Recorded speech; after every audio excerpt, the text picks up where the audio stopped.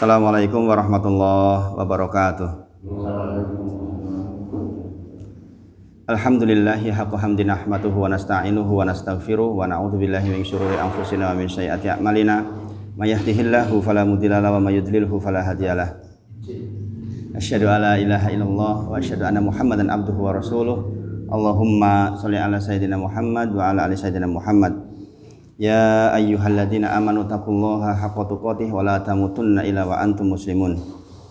Subhanaka la ilma lana illa ma 'allamtana innaka antal alimul hakim. Rabbi shrah li sadri wa yassir li amri wahlul 'uqdatam min lisani yafqahu qawli, amma ba'd. Bersyukur kita kepada Allah atas seluruh nikmat yang Allah titipkan kepada kita. Sekali lagi kita mohon kepada Allah agar nikmatnya kita terima bisa menjadi wasilah agar kita semakin taat kepada Allah Subhanahu wa taala. Juga kita bersyukur kepada Allah kita bisa bermajelis kembali. Mudah-mudahan kita dirahmati di sepanjang pembelajaran kita pagi ini insya Allah. Dan mudah-mudahan kita dikaruniakan ilmu yang bermanfaat, kemudian bisa diamalkan dan menjadi amal yang diterima sehingga menjadi salah satu bekal pulang kita menghadap Allah Subhanahu wa taala. Kita tahu orang meninggal itu sesaat di alam kubur permintaan pertama ingin balik ke dunia. Dalam rangka apa? Dalam rangka ingin beramal soleh. Bahkan mereka berjanji seandainya diberi waktu maka semuanya hanya untuk amal soleh. Kita tidak perlu minta dan hari ini kita masih di dunia, masih punya nafas, masih punya kesempatan. Maka mari kita gunakan sebaik mungkin sisa hidup kita ini untuk selalu beramal soleh. Yang diantara amal soleh adalah kegiatan seperti ini. Satu kegiatan yang sangat dicintai oleh Allah dan Rasulnya, yang insya Allah akan mengantarkan kita lebih dekat ke surganya Allah Subhanahu wa taala. Insya Allah minggu lalu kita sudah sampai kepada dalil tentang syahadat wa anna Muhammadan Rasulullah. Dan kita sudah bahas kemarin di halaman 51 nggih. Wa makna syahadati anna Muhammadan Rasulullah meliputi 4 hal. Ta'atuhu fima amar, yaitu taat kepada apa yang diperintahkan. Kemudian watasdikuhu fima akhbar, kita membenarkan apa yang dikabarkan oleh Rasulullah. Kemudian wajtinabu, meninggalkan manaha, yang dilarang, apa-apa yang dilarang, anhu, olehnya, wazazar, dan yang diperingatkan oleh Rasulullah Muhammad sallallahu alaihi wasallam. Wa an la ya'budallaha illa bima syara', dan tidaklah kita mengibadahi Allah kecuali dengan yang disyariatkan. Maka nanti insya Allah paket pembelajaran kita selanjutnya adalah belajar tentang fikih juga, karena di sini dikatakan wa an la ya'budallaha, tidaklah kita beribadah kepada Allah illa bima syara', kecuali dengan apa yang disyariatkan, dan itu diperolehnya di kitab fikih. Maka secara komprehensif kita belajar nanti setelah kitab ini mudah-mudahan bisa menyelesaikan kitab hadis arba'in, kemudian kitab fikih dari awal sampai akhir, kemudian kitab hujami insya Allah. Kemudian sebagaimana kita dari awal menetapkan bahwa di dalam kitab ini itu semuanya kita mengenali dengan dalil, maka untuk rukun yang 4 sisanya juga kita akan mengenali dalilnya, hanya mengenali dalilnya dulu. Karena untuk syarah rincinya, syarah rinci rukun Islam, syarah rinci rukun iman itu ada di kitab tersendiri yang judulnya ya syarah rinci tentang rukun iman dan rukun Islam. Sekali lagi kitab pembelajaran Islam tidak akan keluar dari persoalan yang seperti ini. Dan ini adalah salah satu pembelajaran terbaik yang ada di muka bumi yang kita alhamdulillah ditakdirkan oleh Allah untuk bisa mengikuti. Dalil yang berikutnya adalah tentang sholat. Wa dalilu sholati wa zakati wa tafsiru at-tauhidi qaulu ta'ala. Jadi di sini penulis menghadirkan 3 hal sekaligus, yaitu tafsir tentang dalil tentang sholat, dalil tentang sholat, kemudian dalil tentang zakat, sekaligus dihubungkan dengan persoalan tauhid. Sebagaimana kita belajar di awal. Qaulu ta'ala, Allah berfirman, wa ma umiru illa liya'budullaha mukhlishina lahuddin hunafa wa yuqimus sholata wa yutu zakata wa dzalika dinul qayyimah. Halaman 51 nggih. Ya, halaman 51. Jadi ini ayat yang sudah sangat kita kenali. Jadi penulis menghadirkan dalil yang sebenarnya nggak bisa dibantah oleh siapapun bahwa kita disuruh wama umiru illa liya'budullah, padahal mereka tidak disuruh kecuali supaya menyembah Allah. Wama umiru illa liya'budullaha mukhlisin lahuddin, dengan memurnikan ketaatan kepadanya dalam menjalankan agama yang lurus. Nah ini ayat ini sering dipakai oleh orang-orang yang belajar untuk membantah bahwa ada sebagian orang Islam yang masih melakukan peribadahan kepada selain Allah, tidak memurnikan. Walaupun perintahnya wama umiru illa liya'budullaha mukhlishina lahuddin, tidaklah mereka diperintahkan kecuali hanya untuk menyembah Allah dan memurnikan, kata-katanya memurnikan ketaatan kepadanya. Sekali lagi kata kuncinya adalah memurnikan ketaatan kepadanya dalam agama yang lurus. Jadi kita tidak cukup hanya sholat, tetapi sholat kita benar-benar memurnikan sholat kita hanya untuk Allah saja. Hunafa wa yuqimus sholata wa yutuz zakata wa dzalika dinul qayyimah. Nah ini yang terkait dengan dalil sholat. Dan supaya mereka mendirikan sholat dan menunaikan zakat, dan yang demikian itulah agama yang lurus. Wa dzalika dinul qayyimah, yang demikianlah agama yang lurus. Nah, ini dalil yang dihadirkan oleh penulis atau mu'alif dalam menerangkan rukun Islam tentang sholat dan zakat. Di dalam ayat di atas, surah Al-Bayyinah ayat 5 ini, ayat di juz 30, harusnya kita hafal. Anak saya yang 3 tahun saja sudah hafal ini. Dalam pembelajaran paket pembelajaran qiraat itu jilid 5 itu sudah sampai cukup jauh 51 Di dalam ayat di atas Allah menggandengkan 3 perkara penting sekaligus, yaitu tauhid, salat dan zakat. Berarti zakat dan salat itu sangat erat kaitannya dengan ketauhidan kita kepada Allah, di dalam mengesahkan kita kepada Allah. Nah kita hanya mengenai dalilnya dulu, nanti insya Allah mudah-mudahan Allah berikan waktu kita bisa merinci ini dalam kitab fikih. Selanjutnya rukun yang keempat adalah puasa. Dalilnya adalah firman Allah yang saya bacakan tadi di pengimaman. Sudah hafal semua. Wa dalilu siyami qaulu ta'ala, halaman berikutnya. Dalil tentang puasa, Allah berfirman, ya ayyuhalladzina amanu kutiba alaikumusiyam kama kutiba alal ladzina min qablikum la'alakum tattaqun. Hai orang-orang yang beriman, diwajibkan atas kamu berpuasa sebagaimana diwajibkan atas orang-orang sebelum kamu agar kamu bertakwa. Kita berdoa kepada Allah, Pak Bu, agar kita disampaikan bulan puasa. Di bulan Rajab ini ada doa, Allahumma barik lana fi Rajab wa Sa'ban wa balikna Ramadan. Ya Allah, saya mohon kepada Engkau dirahmati di bulan Rajab dan Sa'ban wa balikna Ramadan. Dan kita mohon kepada Allah agar sampai di bulan Ramadan. Kabar-kabarnya sudah ada edaran dari Kemenag untuk jaga jarak lagi. Setiap menjelang Ramadan dan Idul Fitri sepertinya coronanya jadi naik ini. Tapi kemarin saya sempat ngobrol-ngobrol dengan beberapa CKM yang sudah pesan wakdal untuk tarawih dan subuh serta takjilan itu. Sepertinya mereka tetap akan melaksanakan insya Allah. Meskipun ada protokol kesehatan mungkin yang harus dipenuhi. Karena yang di kota-kota itu tahun-tahun lalu itu dibatalkan semua. Gitu.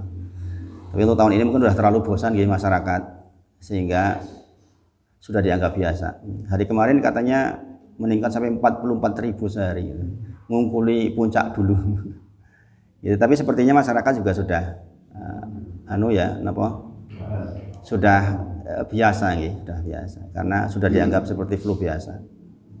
Katanya Omikron itu reaksinya nggak seperti yang Delta, jadi lebih ringan karena titik serangnya banyak katanya. Saya kemarin sempat mengikuti perkembangan karena saya berkepentingan untuk itu, karena kita akan melaksanakan ibadah agung di bulan puasa yang menurut para ahli 15 hari yang lalu dikatakan nanti puncaknya 60 atau 65 hari ke depan, ya pas puasa berarti. Sudah bisa diprediksi seperti itu. Dan mudah-mudahan Allah izinkan kita sampai di bulan Ramadan dan kita tetap bisa melaksanakan dengan sempurna kegiatan ibadah di bulan Ramadan. Sudah sangat kangen sebenarnya dengan kegiatan yang Ramadan yang normal maksudnya. Sedih sekali kalau masih harus seperti tahun lalu lagi. Maka rangkaian ibadah di bulan Ramadan mudah-mudahan kita sama-sama berdoa. Kita gunakan Pak, kita gunakan senjata kita yaitu doa usilahul mukmin. Doa itu senjatanya mukmin. Siapa yang didoakan? Pemimpin kita doakan Pak, biar kebijakannya juga baik. Karena ahlu sunnah wal jamaah itu identik dengan taat kepada pemimpin, walaupun pemimpinnya zalim. memang berat, tapi dalilnya sahih dari Rasulullah. Andai datang kepada kalian seorang pemimpin yang zalim di antara kalian, maka tetap wajib taat kita, kecuali mereka memerintahkan untuk tidak sholat, tidak terkumandangkan azan. Maka meskipun berat, kita doakan supaya hati para pemimpin kita itu dilembutkan, jernih, sehingga keputusannya baik. Bukankah itu yang kita ingin, Pak? Sedih memang, tapi kita harus menerima keadaan sebagai ujian juga buat kita. Karena tidaklah pemimpin diambil kecuali dari kebanyakan jenis kaumnya. Jadi kalau kaumnya baik, masyarakatnya baik, ya nanti Allah kasih yang baik. Rumusnya seperti itu. Benaknya masyarakat yang butuh waktu panjang, kita harus bersabar di atasnya. Kemudian rukun yang kelima yaitu melaksanakan haji. Jadi yang sudah berangkat, alhamdulillah. Yang belum, mudah-mudahan Allah bagi rezeki dan bekal sampai di Baitullah. Firman Allah dalam Quran surat Al-Imran ayat 97. Tadi Al-Baqarah 183 tentang puasa. Itu yang seperti ini kalau bisa dihafal. Dalil tentang 5 rukun Islam itu jenengan hafalkan karena jenengan orang Islam. Harus paham yang seperti ini. Mereka Allah berfirman, mana ini? Ini ya. Wa dalilul hajj qaulu ta'ala, adapun dalil haji Allah berfirman, walillahi 'alan nasi hijjul baiti man istata'a ilaihi sabila. Wa man kafara fa innallaha ghaniyyun 'anil 'alamin.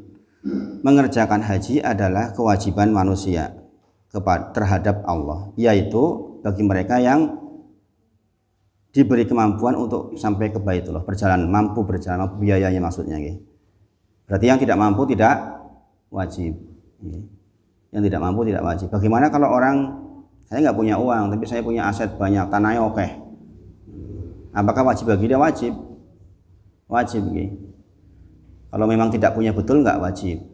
Tapi kalau jenengan tidak punya dalam bentuk uang tapi punya aset, untuk apa kalau kita sudah cukup waktu tidak daftar haji?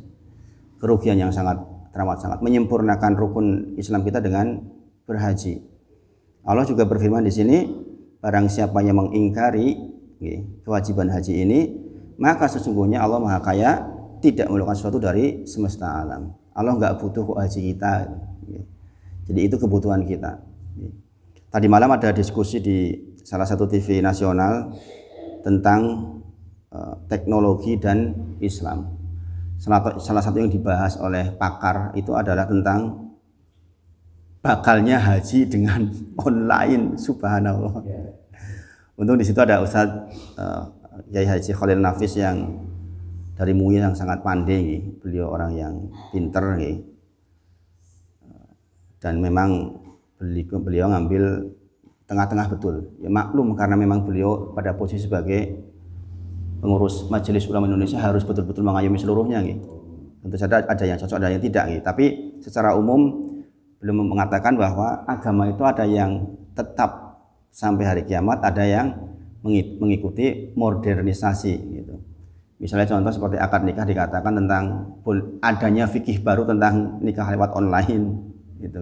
Tetapi beliau bilang khusus untuk haji, sholat gak mungkin gitu.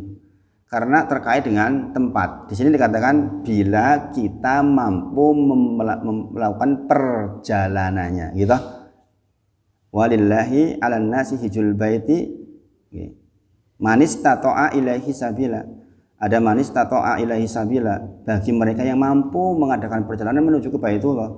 Jadi enggak bisa virtual. Didatangkan dalil bahwa orang Arab sendiri sekarang sudah banyaknya menggunakan virtualisasi Mekah, virtualisasi Ka'bah. Jadi Ka'bah seolah hadir di mata kita dengan alat. Kita tawaf di situ 7 kali lewat alat itu. Itu tentu saja sebuah kekeliruan yang besar nih. Mau sampai kiamat tetap seperti itu namanya haji. Nah, kalaupun menyampaikan jikalau ada yang mengingkari itu, dengan pengingkaran kan banyak sekali nih. Termasuk pengingkaran dengan majunya teknologi diingkari. Datang ke sana maka sesungguhnya Allah nggak butuh kok dengan itu semua. Allah itu maha kaya, Allah nggak butuh dengan semesta alam. Berarti kontradiksinya bahwa yang butuh itu kita. Ini pernyataan ini kalau Allah mengatakan tidak butuh kita, yang butuh itu kita.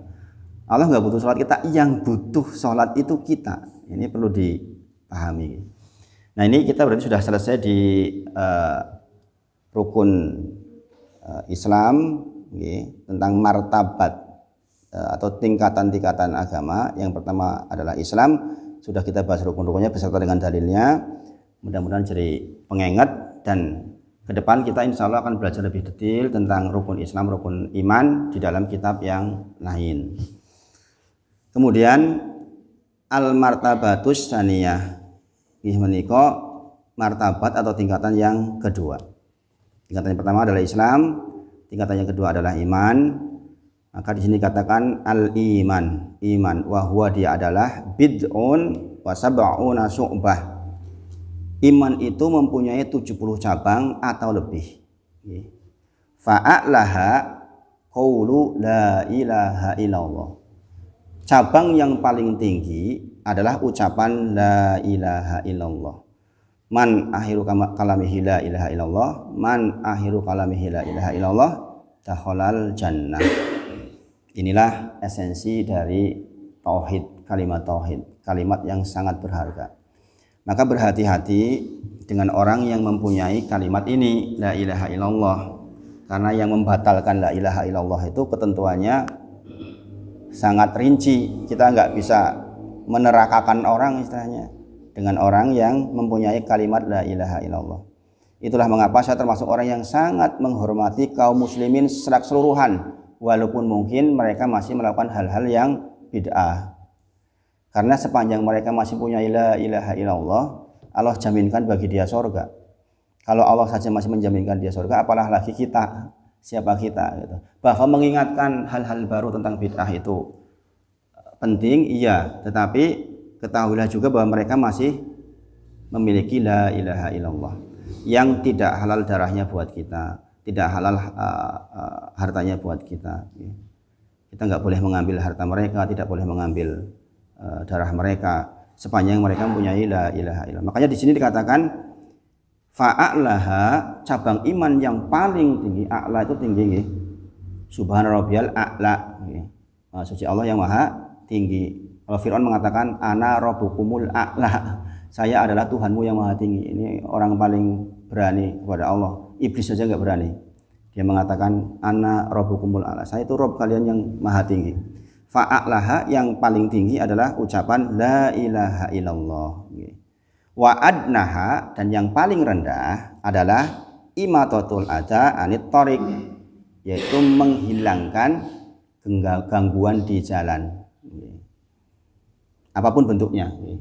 Termasuk Pak Tono kemarin sempat cerita nembel-nembel di jalan supaya orang nggak jatuh, itu termasuk ini di dalamnya nih, imatatul adza anit thariq. Jadi ini maknanya apa? Orang yang beriman itu sampai hal yang paling kecil aja diperhatikan maksudnya, karena itu termasuk cabang dari iman. Bayangkan kita melihat ada paku misalnya, di jalan, dilalai kok kita lihat, ya disingkirkan. Apa sulitnya buat kita menyingkirkan? Bisa itu sangat bermanfaat gitu. Dengan yang sudah biasa berkendara kan tahu betul bagaimana paku pinus bisa membuat ban kita bocor. Barusan kejadian kemarin saya jadi ingat. Ibu kayak anak menuju TPQ ternyata greor ternyata cuma paku pinus, masya Allah. Itu coba seandainya kelawan orang kemudian dibuangkan berarti sudah menolong orang yang mau ngaji, bayangin, masya Allah. Makanya ini luar biasa. Kemudian wal haya'u syu'batu minal iman. Di sini katakan malu sebagian dari iman. Jangan perhatikan di dalil ini. Dikatakan yang tertinggi, ucapan la ilaha illallah. Dikatakan yang terendah adalah menghindarkan atau mengeluarkan hambatan dari jalan. Disebutkan wal haya'u, itu maksudnya di tengah-tengahnya itu ada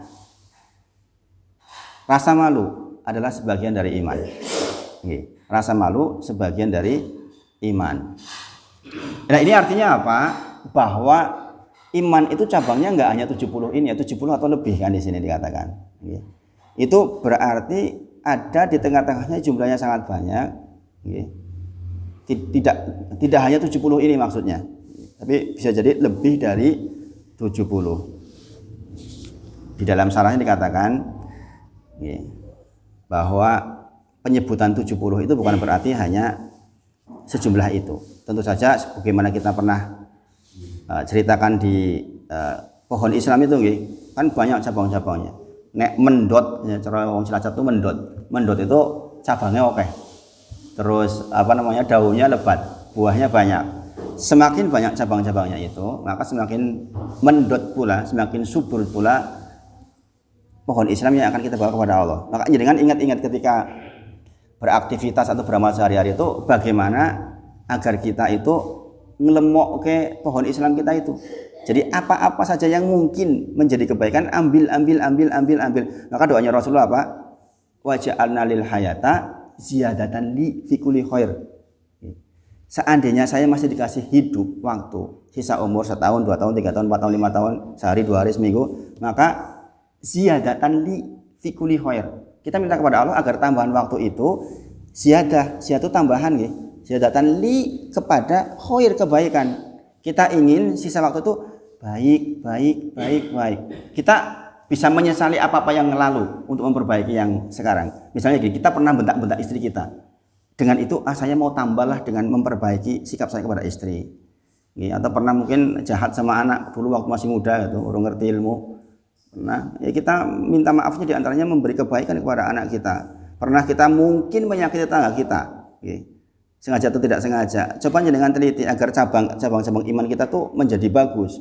Maka perhatikan di sisa umur kita itu kalau bisa nggak ada hubungan dengan problem dengan manusia. Kita datang dengan sekian banyak dosa kepada Allah itu masih lebih ringan ketimbang satu dosa dengan manusia. Kenapa? Karena mereka butuh nanti di sana. Makanya ada orang yang bangkrut kan. Coba kalau iman kita naik bagus, kita kan akan ingat hal-hal kayak gini.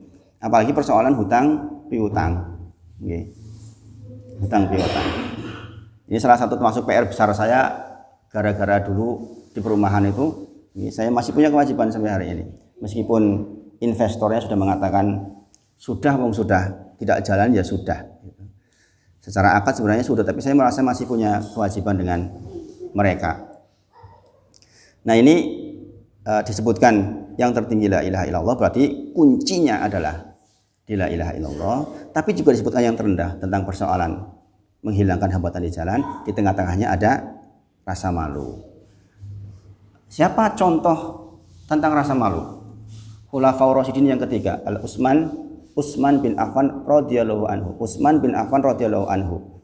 Itu orang yang disifati oleh Rasulullah sebagai orang yang sangat malu, bahkan malaikat sendiri malu sama Utsman bin Affan.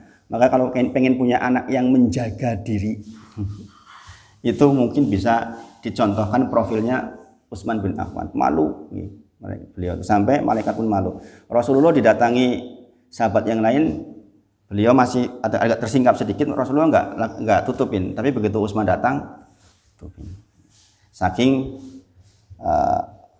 orang ini orang yang mempunyai rasa malu sangat tinggi. Ya, disebutkan di dalam ini di dalam cabang-cabang keimanan, termasuk di dalam cabang iman. Maka sekali lagi dalil ini memberikan faedah buat kita agar bagaimana dengan cabang-cabang itu pohon yang akan kita bawa pulang kepada Allah itu mendot, lemu. Ini yang paling penting perlu kita perhatikan. Mulai pagi ini kita mulai melihat-lihat tentang potensi kebaikan yang mungkin bisa kita lakukan. Mas, sekali lagi doanya adalah wal hayata siyadatan li fi kulli khair. Lengkapnya Allahumma aslih li dini alladhi huwa ismatu amri wa aslih li dunyaya allati fiha ma'asi wa aslih li akhirati allati fiha ma'adi wa ja'alna lil hayata atau ja'alna lil hayati ziyadatan li fi kulli khair wal mauta rohatan li fi kulli syarr. Artinya Allahumma ya Allah aslih li, perbaiki dini agamaku alladhi huwa ismatu amri, karena agama itu adalah perkara yang ngurusi seluruh keperluan kita sebagaimana kita belajar sekarang. Ini proses dari Allah agar kita ada perbaikan agama. Kemudian wa aslih li, perbaiki urusan duniaku alati fiha ma'ashi, karena di dunia ini kita sekarang hidup. Kita berharap di dunia punya kesempatan yang baik untuk berbuat banyak. Bahkan para ulama mengatakan kalau ditanya surga sama dunia itu penting mana sih? Sebagian berpendapat penting dunia. Bukan berarti menafikan surga maksudnya, tetapi karena di dunia inilah kita akan memetik hasilnya di surga. Ya nang kono kan ora sapa jane. Begitu kita mati, kita udah nggak bisa apa-apa, tinggal memetik saja. Maka dunia itu seperti tersirat seperti lebih penting karena di sini kita nanam. Nah, kita minta wa aslih li dunyaya allati fiha ma'asi. Ya Allah, perbaiki urusan duniaku karena di situ saya tinggal. Dan di sini kita nanam. Begitu kita dicabut nyawanya ya sudah selesai. Tinggal menuai saja kan. Baik mendapatkan kebaikan, buruk mendapatkan keburukan. Sering saya katakan ke anak saya itu kalau dia tanya tentang masalah hasil dari kebaikan dan keburukan, saya sering bilang, ya kowe nandur pelem ya entuke pelem gitu. Enggak mungkin kita nandur durian kemudian dapatnya pelem. Sebaliknya tanduran durian ya enggak mungkin tumbuhnya atau panennya pelem. Jadi nek kowe ngomong apik, insyaallah kowe akan apik gitu. Saya ke anak-anak begitu. Dan itu masuk banget ternyata ke anak-anak, masyaallah. Ya, Abdullah. Jadi dia ketika rada elek sithik kan terus mikir gitu.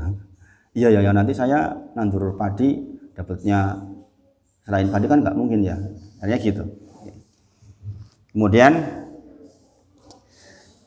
penulis menyebutkan ini di Gerambiang ya insyaallah wa arkanuhu dan rukun iman itu sittah, ada 6. Nah ini dihafal nggih Pak. Jangan sampai udah belajar kayak gini rukun iman nggak hafal. Karena ada orang Islam yang sampai tua rukun iman nggak hafal. Ini dihafal nggih. Yaitu antuk minabillahi wa malaikatihi wa kutubihi wa rusulih wal yaumil akhir wa bil qadari khairihi wa syarrih. Yaitu kita beriman kepada Allah, beriman kepada malaikat-malaikatnya Allah, beriman kepada kitab-kitabnya Allah. Ada kitab Al-Quran, ada Injil, ada Zabur, ada Suhuf Ibrahim. Kemudian kita beriman kepada Rasul-Rasulnya Allah dari Nabi Adam sampai Nabi Muhammad Sallallahu Alaihi Wasallam. Mengimani berarti kita didahului dengan ilmu, sebaiknya kita mempelajari tentang sejarah mereka. Nabi Adam, kemudian Nabi Nuh, Nabi Ibrahim, kemudian yang sangat krusial Nabi Isa alaihissalam karena dijadikan Tuhan. Rasulullah itu diutus setelah penuhanan terhadap Nabi. Makanya Rasulullah diantara yang dipesankan adalah 5 hari menjelang Rasulullah meninggal itu jangan jadikan kubur para anbiya menjadi masjid.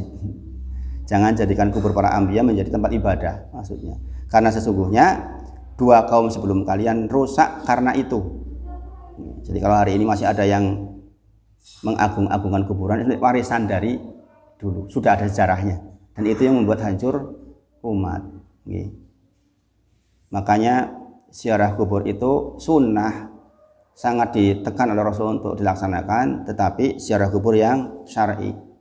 Tidaklah kita sahlul rihal memberikan perjalanan sebuah kegiatan atau ziarah kecuali kepada 3 tempat saja, yaitu Masjidil Haram, Masjid Nabawi, dan Masjidil Aqsa. Yang lain itu enggak perlu kita untuk melakukan persiapan perjalanan dalam rangka ibadah, dalam rangka jalan-jalan, dalam rangka piknikan, monggo, itu mubah hukumnya. Tapi kalau dalam rangka ibadah maka tidak boleh. Saya tidak tahu orang-orang yang melaksanakan ziarah sampai ke tempat-tempat yang dianggap keramat itu dalam rangka apa, saya nggak tahu. Saya berprasangka baik piknik. Tapi wallahu alam, seandainya kemudian dalam rangka ibadah maka itu yang termasuk tidak dibolehkan. Sekali lagi, ziarah kubur itu sunnah. Jangan kemudian salah paham. Karena semalam waktu pembahasan dikatakan oleh siapa itu, salah satu yang hadir semalam itu dikatakan ziarah kubur haram, diharamkan. Gak ada yang mengharamkan ziarah kubur. Ini keliru besar ini. Itu yang menjadi provokasi di masyarakat yang seperti itu. Dikatakan ada kelompok yang mengatakan ziarah kubur itu haram. Siapa? Mana ada kelompok yang mengharamkan ziarah kubur? Dengan belajar Islam di mana-mana tentu akan menemukan hadis bahwa ziarah kubur itu sunnah, bukan haram. Nah, ini disebutkan 6 rukun iman. Tolong dihafal. Tolong dihafal. Ini jenengan harus hafal ini. Meskipun jenengan sudah sepuh, Mbah, tetap harus hafal tentang rukun iman. Jangan tidak hafal. Kemudian di sini penulis mengatakan wa dalilu ala hadhil arkani sittah. Adapun dalil yang mengatakan bahwa rukun Islam itu ada 6. Qaulu ta'ala, Allah berfirman, sekali lagi kita beragama dengan dalil, maka rukun iman pun kita tahu dalilnya, enggak asal tahu saja, tetapi kita dihadirkan dalil. Allah berfirman di dalam surah Al-Baqarah 177, laisal birra an tuwallu wujuhakum qibalal masyriqi wal maghrib walakinil birra man amana billahi. Nah, ini kan sudah disebutkan man amana billahi wal yaumil akhiri wal malaikati wal kitabi wan nabiyyin. Ada 5 di sini. Di dalam surah Al-Baqarah ayat 177 dihadirkan 5 rukun iman. Kata Allah, laisal birra, bukanlah sebuah kebajikan, antuwalu wujuhakum qibalal masyriqi wal maghrib, menghadapkan wajah kita ke timur dan barat, walakin albirra, tetapi yang namanya kebaikan itu adalah, iman itu adalah man amana billahi, barang siapa yang beriman kepada Allah, wal yaumil akhir, beriman kepada adanya hari akhir. Ini penting banget ini. Tentu saja berbeda antara orang yang yakin adanya hari akhir dan tidak. Berulang kali saya sampaikan, nek kita tahu bahwa kita akan dibangkitkan, kan kita jadi hati-hati. Maka kita harus yakin dulu, jangan sampai seperti ada seorang tokoh yang mengatakan para ahli agama itu seolah-olah kayak ahli nujum yang tahu masa depan, kehidupan setelah kematian, padahal dia mati weurung. Ingat perkataan siapa itu? Ya seperti itu. Bayangkan, itu sudah kufur setelah beriman yang seperti itu, karena dia tidak mengimani salah satu rukun iman. Janjane iki pun medal itu. Makanya nanti kalau kita belajar Nawaqidul Islam, 10 hal yang membuat kita keluar dari Islam, kita akan tahu 10 hal itu. Di antaranya ya ini, kita tidak percaya adanya wal yaumil akhir wal malaikah. Kita harus mengakui seluruh malaikat yang dikabarkan Allah kepada kita, wal kitab, seluruh kitab, wan nabiyyin, dan para nabi. Tidak boleh mengingkari satupun. Makanya ada istilah gini, orang Islam itu lebih Kristen dari orang Kristen. Karena orang Islam itu tidak menjadi Islam kecuali dia mengimani adanya Nabi Isa alaihissalam. Gini bang, kita nggak mengimani satu nabi, keluar nggak dari Islam? Keluar. Kalau kita nggak mengimani satu nabi, oh Nabi Isa bukan nabi kok, bukan utusan Allah, maka kita keluar dari Islam. Sementara mereka mengatakan Isa itu sebagai Tuhan atau titisan Tuhan. Kita mengatakan di sini bahwa kita wajib mengimani tentang seluruh nabi, termasuk Nabi Isa alaihissalam. Kemudian dalil tentang qadar dihadirkan surah Al-Qamar ayat ke-49. Wa dalilul qadari qaulu ta'ala, adapun dalil tentang qadar, Allah berfirman, inna kulla sesungguhnya semua syai'in segala sesuatu khalaqnahu diciptakan nggih biqadari dengan qadar. Jadi untuk dalil rukun iman yang 6 nggih, itu dihadirkan 2 ayat, yaitu surah Al-Baqarah 177 dan surah Al-Qamar ayat ke-49.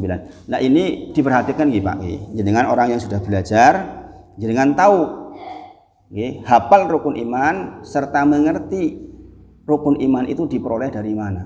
Nggih. Rukun imanmu jare-jare diada-adakan oleh orang-orang terdahulu.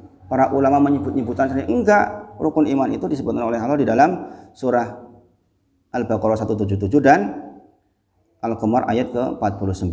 Nah ini penting kita pahami nggih, supaya kita benar-benar beragama dengan dalil, bukan dengan tradisi, bukan dengan ikut-ikutan, bukan dengan segala sesuatu yang kurang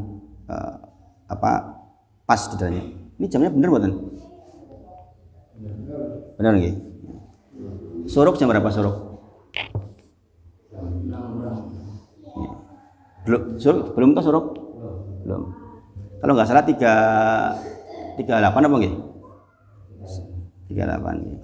Kita mulai membiasakan saat derenge sarapan suruk dulu aja. Biar kebagian waktunya nggih. Karena salat suruk itu seperti umroh dan haji, tamah.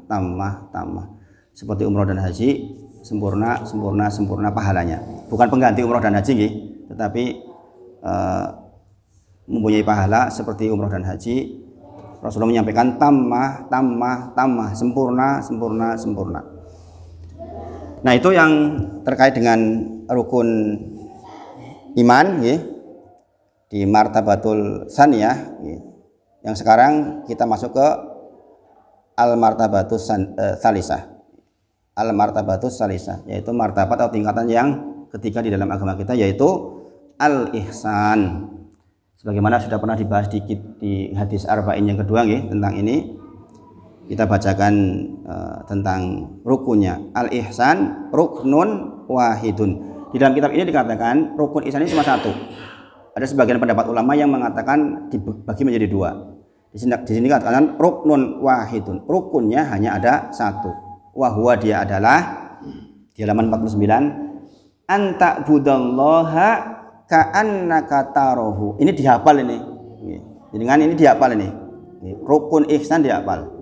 Anta budallaha ka'annaka tarahu. Engkau beribadah kepada Allah ka'annaka seolah-olah engkau tarahu melihat Allah.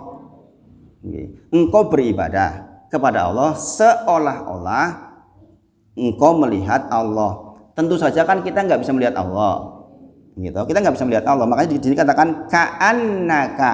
Rasulullah menyampaikannya seolah-olah engkau ka'annaka. Tarahu melihat hu di sini berarti maksudnya melihat Allah. Fa ilam takun tarahu, dan jikalau engkau tidak bisa melihat hu di situ kembali kepada Allah, fa innahu maka dia Allah taroka yaroka, maka dia Allah melihat kita. Sekali lagi, fa ilam takun tarahu fa innahu yarok. Membaca seperti ini bisa diwakaf atau tidak diwakaf nih. Kalau misalnya diwakaf dibaca yarok, kalaupun dibaca yaroka juga boleh. Kalau kita belajar nahwu itu malah justru harus dibaca di harokat akhir kata, karena nahwu itu belajar tentang mengharokati bagian akhir. Makanya membaca kitab gundul itu pakai 2 alat nahwu dan sorof. Mudah-mudahan suatu ketika kita bisa diizinkan oleh Allah belajar itu insya Allah. Nah ini rukun dari ihsan adalah anta budallaha ka'annaka tarahu fa ilam takun tarahu fa innahu yarok. Coba dibaca Pak. Coba dibaca jenengan, baca sendiri-sendiri.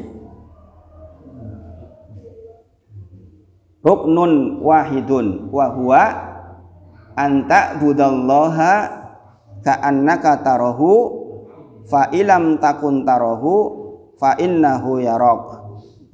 Kalau nun sukun ketemu lam berarti masuk ke lam nggih, fa illam takun tarahu fa innahu yarok. Meskipun baca fa in lam juga masih boleh. Nggih.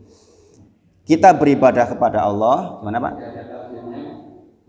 Iya, masuk kalau ada nun sukun ketemu lam, masuk ke lam. Fa ilam takun tarahu fa innahu yarok. Nanti kita pelajari di tentang bacaan Quran.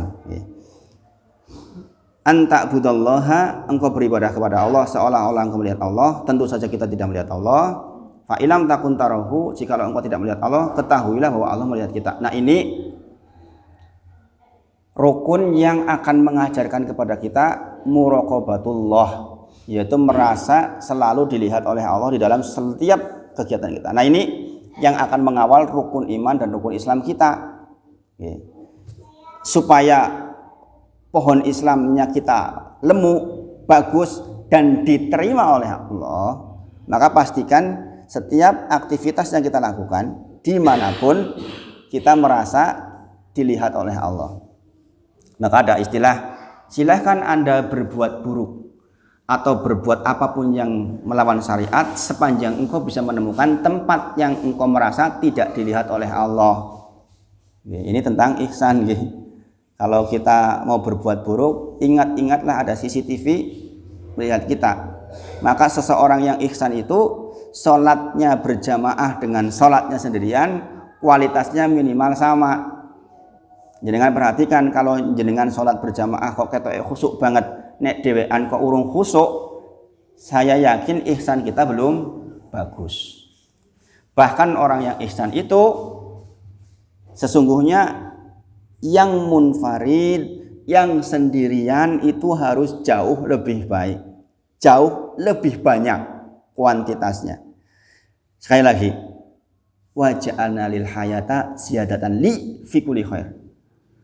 Berarti fi kulli khair ya, kebaikan semuanya. Berarti sholat kita harus lebih baik, sedekah kita harus lebih baik. Gak perlu lagi kenceng-kenceng banget. Ingat ketika kita bahas awal dulu di hadisnya Bara bin Azib tentang kematian. Ketika orang mukmin sudah tidak menginginkan dunia dan dia menginginkan akhirat, maka datanglah malaikat yang bercahaya wajahnya sejauh mata memandang, menunggu malakul maut mencabut nyawanya. Kapan orang mukmin meninggal? Ketika sudah tidak menginginkan dunia, ingin akhirat. Berarti udah apa? Sudah ridho. Sementara di dalam hadis itu dikatakan, bagaimana orang kafir ketika mereka masih menginginkan dunia yang 1000 tahun lagi mereka mau, 2000 tahun lagi mereka mau, tiba-tiba didatangi malaikat yang berwajah sangat suram hitam, diletakkan sejauh mata memandang, dia melihat, kita akan melihat ketika menjelang meninggal ya. Kemudian menunggu malakul maut yang membawa kain yang buruk, kemudian wewangian bau-bau yang buruk, kemudian dicabutlah dia. Ketika datang apa yang terjadi? Nyawanya dia berlari-larian ke seluruh tubuh dan dikatakan, keluarlah wahai nyawa yang hina. Maka kemudian dicabut dengan paksa seperti mencabut besi bergerigi dari kapas yang basah. Sakitnya luar biasa. Dalam sekejap dibungkus dengan bungkus yang sangat bau itu. Orang mukmin dibungkus dengan kain kafan dari sorga yang sangat wangi, diangkat ke atas, kemudian setiap melewati kelompok malaikat dikatakan, siapakah orang yang baik ini? Fulan bin Fulan, dengan kata-kata yang baik, dengan nama yang baik di bumi. Dibukakanlah pintu langit pertama, kedua, ketiga, sampai ketujuh. Allah berfirman, kembalikan dia ke bumi, letakkan dan catatkan dia di Iliyin, di kitab yang baik. Jadi sebenarnya orang meninggal itu kita sudah tahu Pak, mau surga atau neraka. Maka ketika dikembalikan ke jasadnya, apa yang terjadi? Bukakanlah bagi dia pintu surga, dan bau surga sudah sampai kepadanya. Maka dia mengatakan, ya Allah, segera tegakkan hari kiamat, aku ingin ketemu dengan keluargaku dan hartaku. Bayangin kata-katanya. Berarti keluarga yang baik, yang sakinah, dan harta yang diinfakkan di jalan Allah.